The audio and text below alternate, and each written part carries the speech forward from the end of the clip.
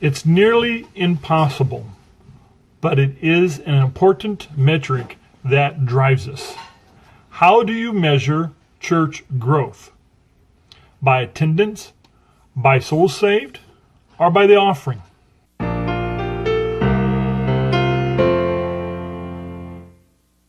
Hello, I'm Hugh Plappert, the CEO of Finish Line Planner. At Finish Line Planner, we help strategic pastors reach deeper into their community by engaging their members and building a complete growth cycle. If you're new to our Growth Insight videos, I would recommend that you join our subscription list by clicking on the link associated with this video. Today, Reverend Carlton Coon will try to answer that question on how to measure church growth and what is important in growing a church. Here's Brother Carlton Coon. Answer to the question, I think the first thing is we have to decide to measure what growth really is.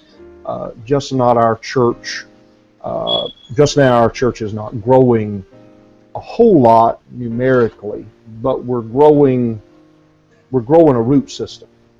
And if we can get the root system in place, we can sustain growth.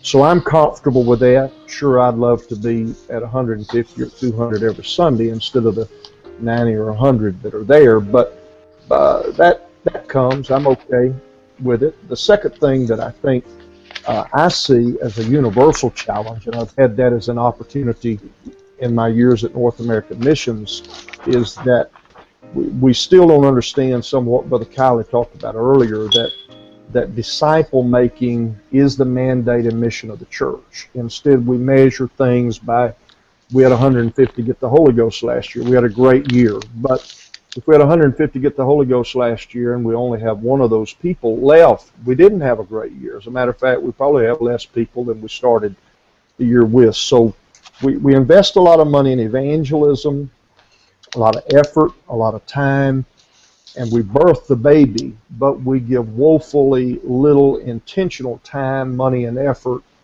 toward bringing those spiritual babies into mature spiritual adults, where that they're really disciples of Christ and can themselves help the church grow.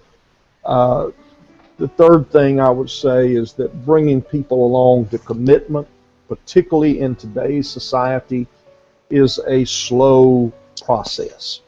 And fast growth is just generally not the rule. You don't have many new converts come in, and the second week they're there, they're looking for tithing envelopes. They may not even be there the second week. May not see them for 2 or 3 weeks. They just don't understand the need of even being at church regularly. And then the last that I see that I think can really be addressed in some ways by this sort of session and by the resources of Finish Line Planner is to create that systematic structure for growth that is just repeated. It's over and over and over. You're not looking for a new creation every year.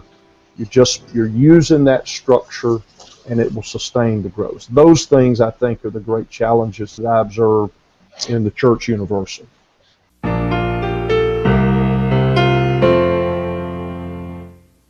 Hello, my name is Hugh Plappert, and welcome to Finish Line Planner, where we help pastors who are undertaking church growth alone.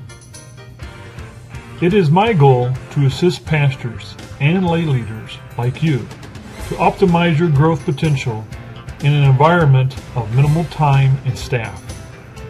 60% of churches in North America operate with less than 100 members. Most of them require a bivocational pastor. Undertaking church growth alone can be challenging, and we're here to help.